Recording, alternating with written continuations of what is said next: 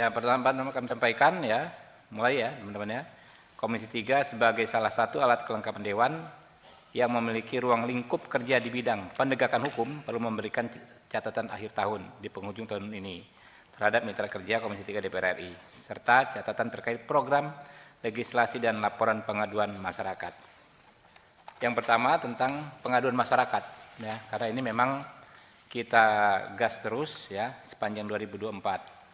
Sepanjang tahun 2024, ya, Komisi 3 DPR RI menerima 469 laporan pengaduan masyarakat. Banyak laporan masyarakat tersebut menunjukkan bahwa masyarakat percaya dengan Komisi 3 untuk segera menindaklanjuti pengaduan tersebut.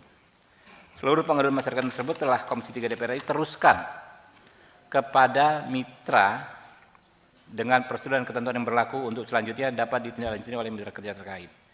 Ya, Komisi 3 DPR RI pada periode ini telah menindaklanjuti berbagai pengaduan masyarakat, khususnya melakukan RDP maupun dengan RDPU dengan 11 pihak yang telah menghasilkan berbagai rekomendasi untuk perbaikan dalam menciptakan sistem penegakan hukum yang adil, berkepastian hukum, dan berkemanfaatan sesuai dengan ketentuan perundang-undangan. Nah, ini dia ada data, ini data ya, bukan asumsi, data yang masuk. Mitra kerja dengan aduan terbanyak, jadi kita bikin pemeringkatan lah ya, dalam konteks kuantitas ya, aduan yang terbanyak. Pertama dunia peradilan, tapi masyarakat nggak mengadukan Mahkamah Agung secara khusus, tapi pengadilan ini, pengadilan itu, ya, sehingga kami kategorikan sebagai pengaduan ke Mahkamah Agung. Jumlah aduannya 149, presentasenya hampir sepertiga dari aduan yang masuk, yaitu 31,7%.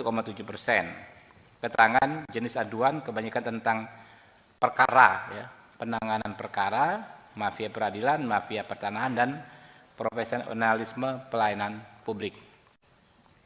Yang kedua terkait narkoba, ya, BNN. Nah, ini ada 113 aduan, ya, 24,1%, presentasenya hampir seperempatnya. Penanganan perkara narkotika, profesionalisme pelayanan publik ke BNN. Yang ketiga adalah Kejaksaan Republik Indonesia, 85 aduan, ya, presentasinya 18,2%, penyalahgunaan kewenangan, penyalahgunaan pelanggaran pidana oleh oknum anggota dan pelanggaran kode etik. Keempat, Polri, jumlah aduannya 60, presentasinya 12,7%, ya. Hal ihwal yang diadukan penanganan perkara, profesionalisme pelayanan publik, penyalahgunaan wewenang, pelanggaran kode etik oleh oknum anggota. Keempat, KPK, 23 aduan, 4,9%, penanganan perkara korupsi dan profesionalisme pelayanan publik. Keenam, MK, ya, 18 aduan, 3,8%, penanganan perkara profesionalis pelayanan publik dan penyalahgunaan wewenang. Komisi Yudisial 13 laporan, 13 aduan, 2,7%, profesionalisme pelayanan publik dan penyalahgunaan wewenang. PPATK 8 aduan, 1,9%, penelusuran transaksi terkait tindak pidana. Nah, untuk sampai periode Oktober 2024, sebetulnya juga ada aduan terkait Komnas HAM, kemudian Kementerian Hukum dan HAM, terutama Dirjen Pemasyarakatan, ya, dan Imigrasi, tetapi tidak kami sampaikan karena saat ini bukan lagi menjadi mitra Komisi 3. Walaupun kalau itu dimasukkan presentasenya ini bisa berubah, ya. Tapi dengan dikeluarkannya yang dari sektor HAM dan dari Kemenkumham, nah komposisinya menjadi seperti ini. Nah, tadi laporan, nah sekarang bagaimana respon? Ya, respon yang dilakukan oleh institusi yang dilaporkan. Jadi ketika ada laporan, kami biasanya membuat PDF dokumen tersebut, lalu kami kirimkan ke mitra terkait. Misalnya ada teman di sini, teman wartawan melaporkan Polres Metro Lampung. Bentuk laporannya kami PDF-kan, kami kirim ke Kapolres tempat. Nah, kami minta tindak lanjutnya seperti apa. Nah, biasanya langsung, nah, ada yang langsung merespon. Yang paling aktif merespon itu Polri. Jadi Polri adalah mitra Komisi 3 yang paling responsif menindaklanjuti temuan dari aduan dari masyarakat yang disampaikan ke Komisi 3. Tingkatnya hampir 94%, hampir 100%. Kenapa? Karena setiap kita tindaklanjuti aduan tersebut langsung direspon. Kapolresnya langsung telepon, ya, langsung memberikan data-data terkait. Dan langsung saat itu kita komunikasikan, ya, kita kawal terus bagaimana penanganannya. Kedua, Kejaksaan Republik Indonesia. Tingkat responnya adalah 89%. Komisi Judisial 85%, PPATK kurang lebih sama, Mahkamah Konstitusi 78%, KPK, BNN dan MA. Ya. Ini tingkat respon. Nah, ini ada beberapa highlight, ya. Pengaduan masyarakat ke Komisi 3 DPR RI, ya, 2024-2009 melalui RDP, RDPU dan tindak lanjutnya oleh mitra kerja. Yang pertama ini yang yang sudah periode ini, ya, RDPU dengan Kapolda NTT soal Ibda Rudi Soik, ya. Jadi kami sudah mendapat konfirmasi, ya, Ibda Rudi Soik ini kan yang tadinya akan di PTDH-kan karena menginfokan soal BBM ilegal, ya. Kami sudah mendapatkan konfirmasi bahwa terhadap Pak Rudi Soik ini tidak jadi dikenakan PTDH, pemberian tidak dengan hormat. Kalau teman-teman ingat kan kemarin ada di sini, ya, kita panggil, ya. Kedua, RDPU dengan Kapolda Sulawesi Tengah. Nah, ini ada di 2 periode sebetulnya. Periode pertama ketika sebelum pelantikan yang ini, lalu yang kedua setelah pelantikan. Menarik sekali dalam memproses aduan ini, ya. Tadinya kan dilaporkan ada orang meninggal dan dikatakan meninggal dengan wajar, ya. Kalau teman-teman ingat di sini sampai Pak Arteria Dahlan marah-marah, ya, karena waktu Zoom itu, ya, ada yang ketawa-ketawa itu dari pihak kepolisiannya. Nah, kami meminta waktu itu Polda Sulawesi Tengah untuk mengejar lagi nih, ada apa sampai ada orang meninggal. Dan ternyata akhirnya setelah RDPU dan Komisi 3 bisa ditemukan fakta bahwa meninggalnya tidak wajar karena dianiaya, ya. Dan pelakunya dikenakan PTDH, ya.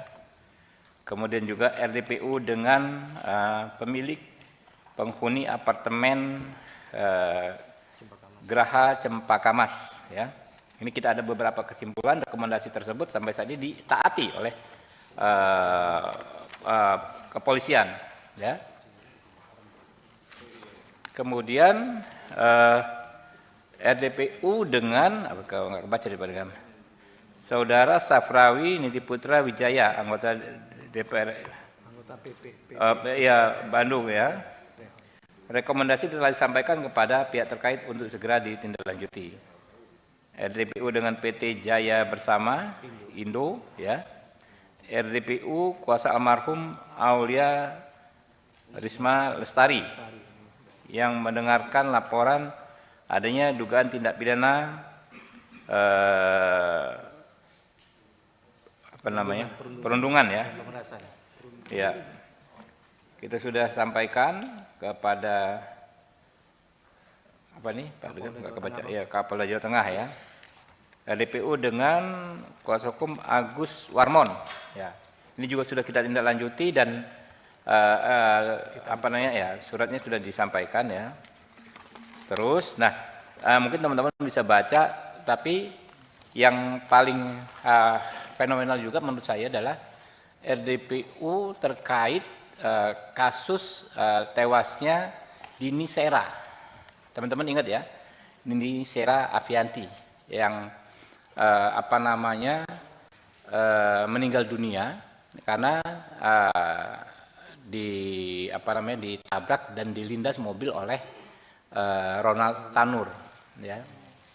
Yang awalnya hakimnya